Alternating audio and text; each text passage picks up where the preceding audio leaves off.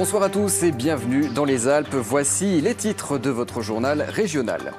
À quelques jours de la rentrée, la sécurité a été renforcée à l'entrée de quelques lycées. Dans les Alpes, 5 établissements sont aujourd'hui équipés de portiques ou de dispositifs de sécurité. Des mesures qui devraient se généraliser dans les mois à venir.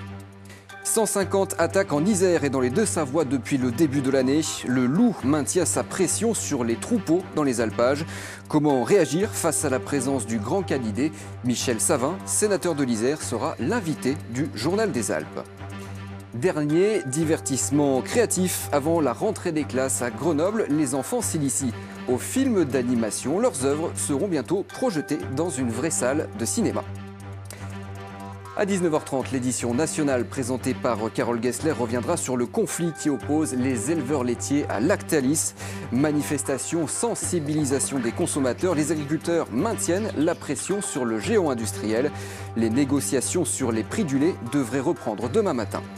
Et puis, c'est la rentrée pour la majorité. Les fidèles de François Hollande se réunissent ce soir à Colomiers, près de Toulouse. Manuel Valls sera en première ligne pour appeler au sursaut face au risque de dispersion.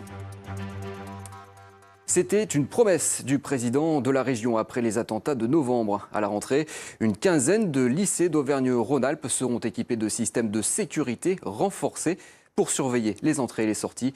Dans les Alpes, 5 établissements sont concernés, à Villefontaine, à Vienne, Moirans, Passy et Annemasse. Anne Diard et Gilles Ragris. Le tourniquet ne se déverrouillera que le jour de la rentrée, mais le système fonctionne déjà depuis avril dernier. Le lycée Galilée de Vienne a été l'un des premiers de la région à s'équiper de portiques de sécurité, conformément aux souhaits de Laurent Wauquiez. Il faut que des mesures de protection des lycées soient adoptées.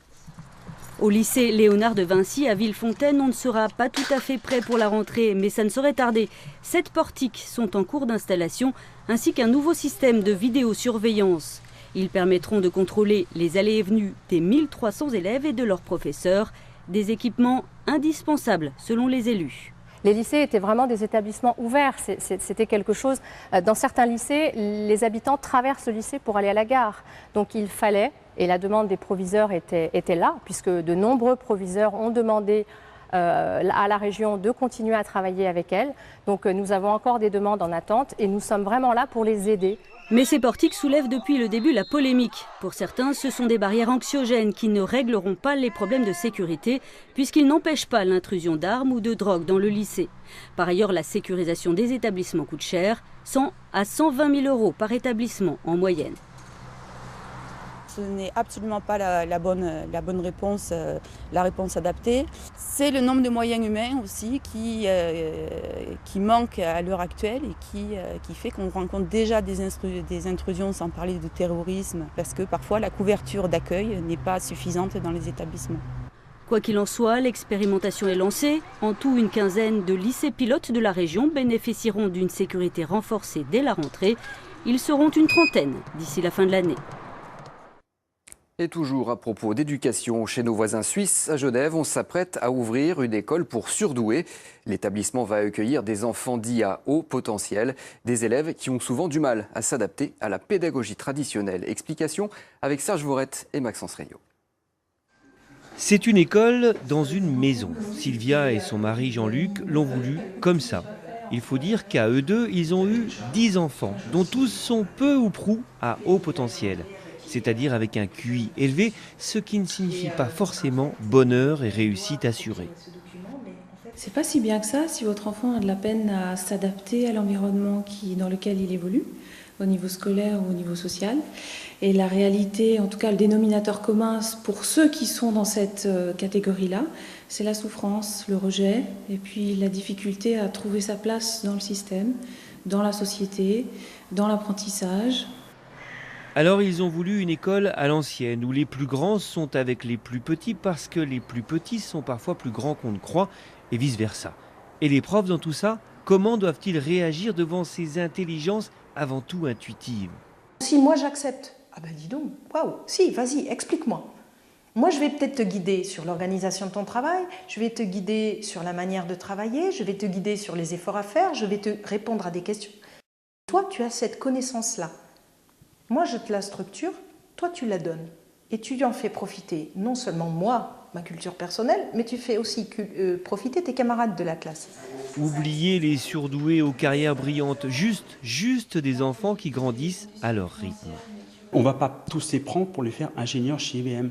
Ce qu'on veut, c'est que les enfants arrivent au niveau où ils doivent arriver, mais surtout qu'ils arrivent en choisissant leur carrière et ce qu'ils vont faire dans leur vie. Et non pas faire simplement, voilà, on ne peut pas faire autre chose, alors on va faire maçon. Non, on fera un mauvais maçon. Bref, ils vont en faire une maison du bonheur, tout simplement un peu cher, peut-être à 14 000 € la scolarité, mais il y aura autant de petits Français que de Suisses, preuve que le haut potentiel n'est pas détenu que par un pays. Et toujours à propos de la rentrée, les étudiants, eux aussi, se préparent à l'université de Grenoble.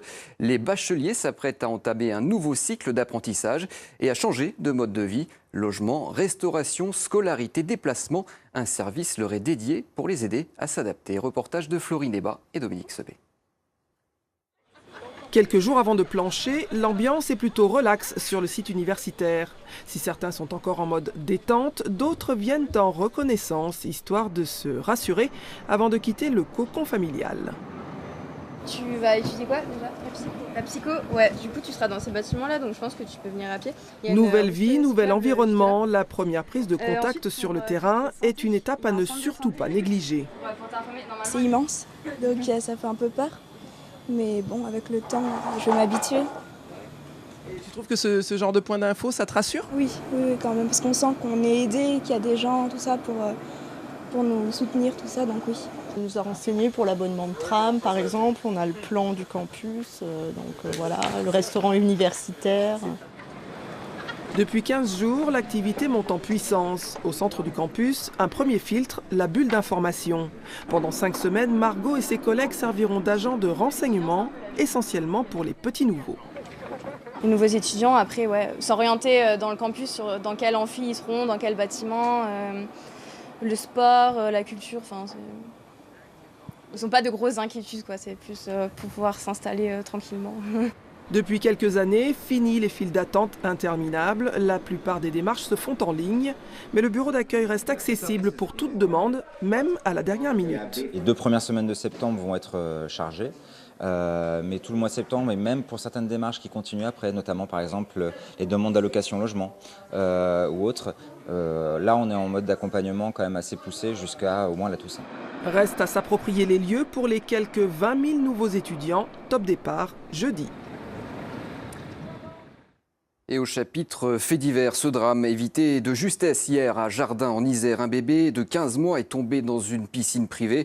Le garçonnet avait échappé quelques instants à la vigilance de ses parents. Son père a pu le sortir de l'eau rapidement pour lui prodiguer les premiers secours pris en charge par le SAMU. L'enfant a été héliporté vers l'hôpital de Lyon. Il est maintenant hors de danger. Il a encore tué des centaines de bêtes depuis le début de l'année. Le loup sévit toujours dans les alpages de la région.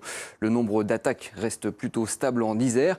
Il baisse en Savoie, mais il augmente en Haute-Savoie. Le point avec Frédéric Lefrançois et Taoïne. Des troupeaux décimés, des cadavres de brebis à moitié dévorés. Les images liées aux attaques de loups n'en finissent plus. Et les bergers sont exaspérés de voir leurs bêtes servir régulièrement de garde-manger aux prédateurs. Des attaques qui se multiplient. Certains troupeaux étant même touchés plusieurs fois en moins d'une semaine, comme ce fut le cas à Chichiliane en Isère au mois de mai. Si le Trièves a été particulièrement touché, ce sont toutes les brebis des Alpes qui vivent dans la peur du loup. À ce jour, en Savoie, Isère et Haute-Savoie, on comptabilise 148 attaques, pour un total de victimes qui atteint presque 700 bêtes. Si la Savoie est en tête des attaques attribuées aux loups, elle en a connu en revanche beaucoup moins qu'en 2015. L'Isère est stable, mais c'est la Haute-Savoie qui a enregistré un accroissement important avec une vingtaine d'attaques supplémentaires. Pour endiguer ce phénomène, les éleveurs, soutenus parfois par le maire de leur commune, demandent la multiplication des tirs de défense simples ou renforcés et espèrent dans les situations les plus extrêmes des possibilités étendues de tirs de prélèvement. Et on continue à parler du loup avec notre invité Michel Savin. Bonsoir. Vous êtes sénateur de l'Isère. Pour vous, c'est clair, ces tirs de prélèvement, ils ne suffisent plus. Il faut passer à autre chose. Je crois qu'il faut d'abord partir d'un constat, et votre reportage l'a bien mis en avant.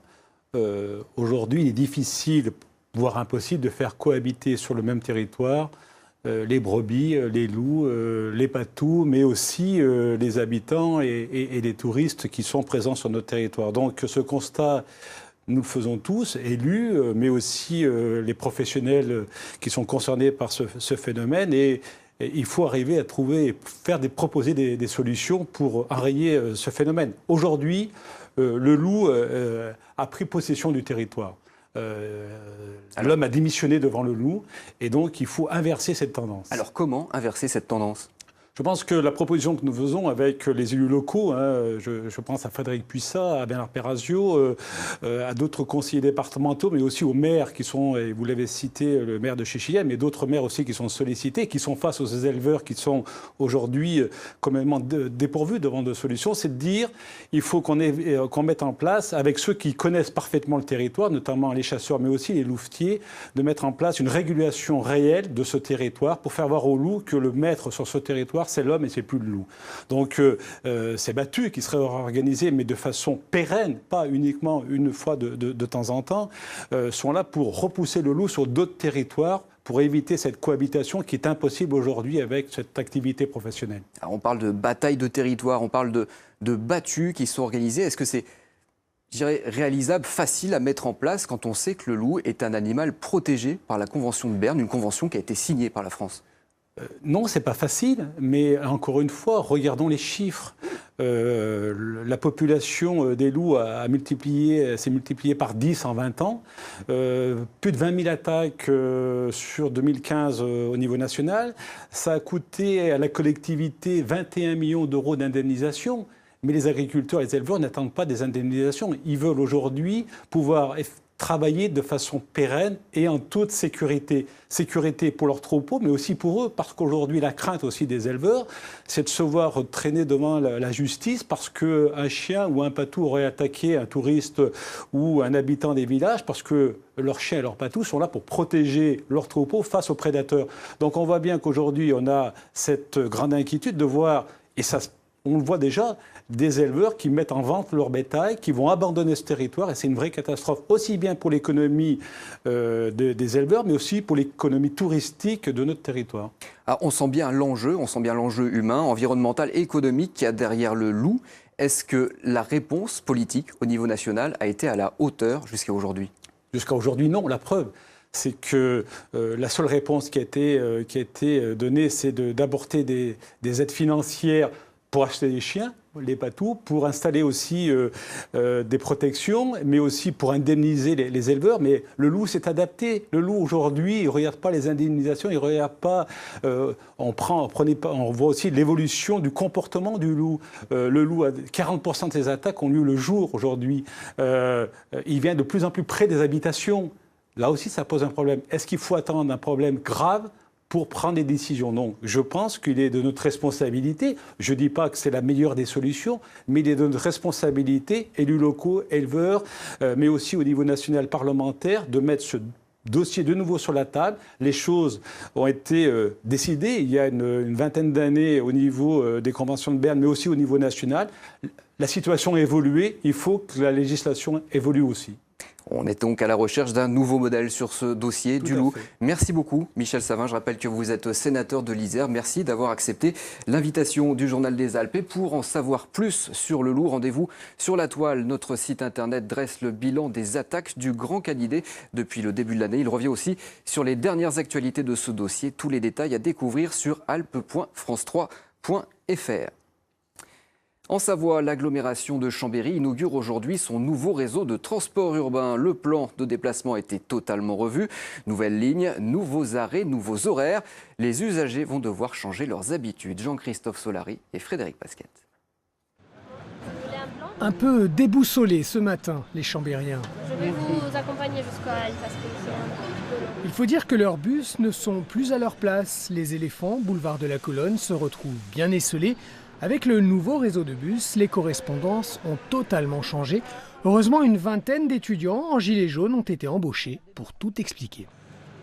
Il y a des questions un peu de tout. Il y a des gens qui râlent aussi, mais voilà, ça se passe plutôt bien. Ce nouveau réseau a été imaginé dans le cadre du nouveau plan de circulation de la ville qui fait encore l'objet d'un combat judiciaire. Pour le maire de Chambéry, Michel Dantin, cette réforme va permettre de décongestionner le centre-ville. Depuis 2 ans, nous perdions des clients parce que nous perdions de la vitesse commerciale. Donc il fallait rendre cette vitesse commerciale aux usagers, trouver un système qui assure un meilleur cadencement des bus. C'est le principe même du nouveau réseau, avec 4 lignes chrono qui assurent une desserte toutes les 5 minutes en heure de pointe, toutes les 10 minutes en heure creuse, sur lequel viennent se brancher toutes les lignes secondaires. Et donc l'intérêt, c'est aussi d'amener moins de bus dans le centre-ville, donc d'apaiser la circulation dans le centre-ville.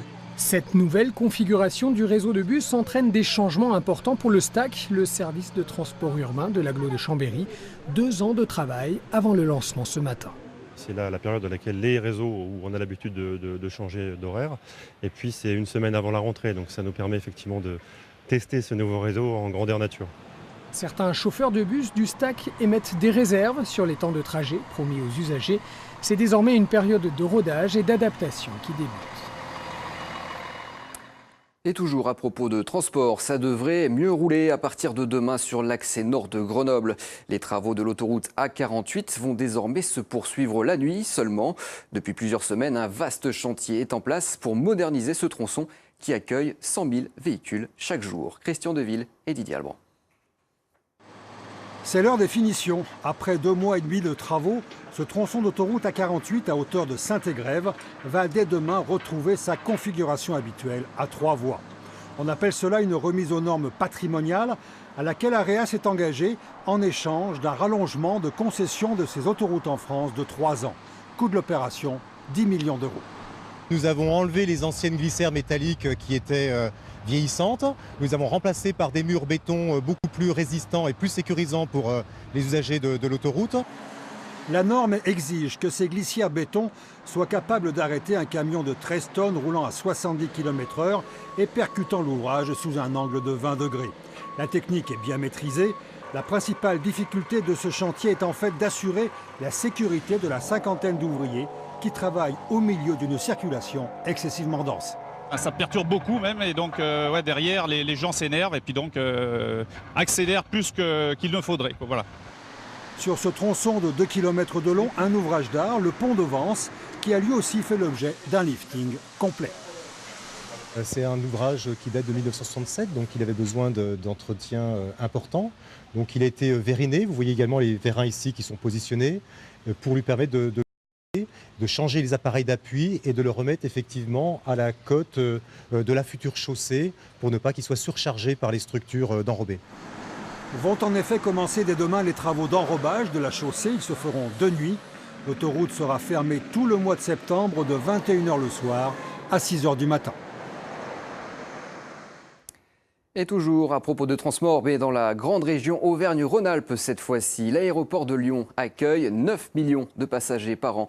Il devrait logiquement regorger d'objets oubliés par ces voyageurs et pourtant, on perd assez peu de choses à Saint-Exupéry et la gestion de ces objets trouvés bénéficie d'une organisation bien huilée. Myriam Figuereau et Sandy Goldstein.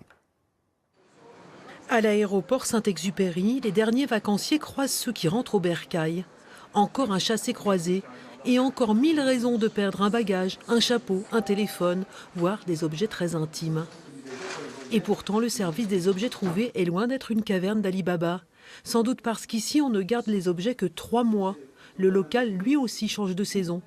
Tout est bien rangé, classé, étiqueté. Et l'aéroport a mis en place un logiciel spécial. Les clients qui sont partis de la plateforme et qui ont oublié, perdu un objet, peuvent à travers ce site informatique directement se connecter et nous interroger sur l'objet qu'ils ont perdu. De manière automatique, le lien se fera entre la déclaration que le client va nous faire et la fiche que nous aurons enregistrée, nous, ici, sur la plateforme. L'an dernier, sur les 7152 objets trouvés, le plus souvent après le contrôle de police, la moitié ont été réclamés. Et on trouve vraiment de tout dans un aéroport, même le plus improbable. Qu'est-ce que c'est que cet objet, Aurélien? C'est l'objet insolite du mois. C'est une mobilette sans roue, oubliée au poste d'inspection. Je crois que ce qui m'a marqué le plus, c'est une chèvre une personne qui a voulu partir sur une destination tropicale et qui avait sa chèvre avec elle et qui l'a laissée sur le côté. Alors on ne l'a pas enregistré en objet trouvé, mais c'est des histoires insolites de l'aéroport. On vit aussi avec les gens et des gens sont des fois insolites eux aussi. Les têtes en l'air ont rendez-vous au comptoir Welcome avant que leurs objets ne soient donnés au domaine pour les plus précieux ou à des associations caritatives pour les autres. Et on termine avec cette occasion d'occuper intelligemment ces derniers jours de vacances à Grenoble. Une association initie les enfants au cinéma d'animation. Les jeunes âgés de 9 à 16 ans apprennent à raconter une histoire tout en maîtrisant quelques techniques simples et efficaces. Leurs œuvres sont ensuite projetées dans une vraie salle de cinéma. Jean-Christophe Pain et Yves Marilot.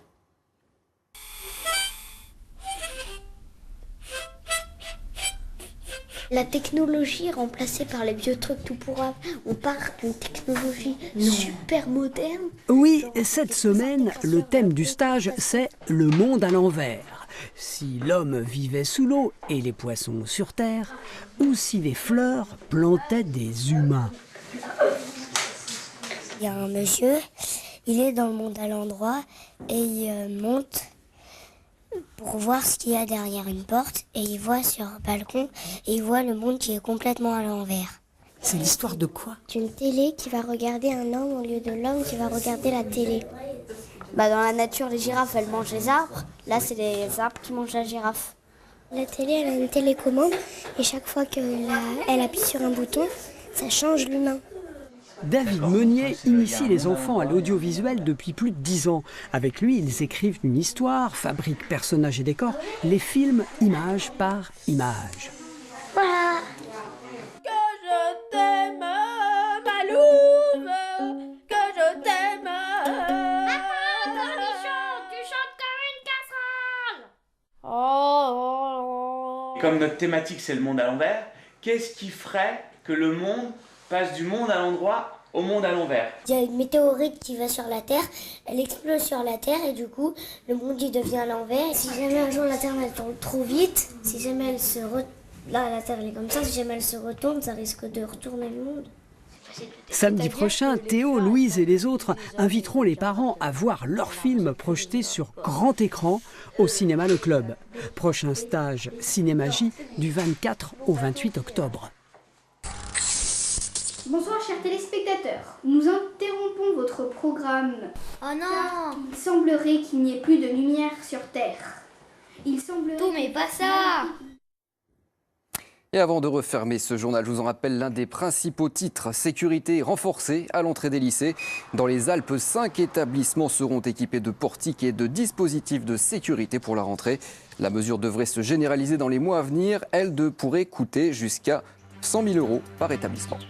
C'est la fin de ce journal. À suivre la météo et l'édition nationale. Très bonne soirée à tous et à demain.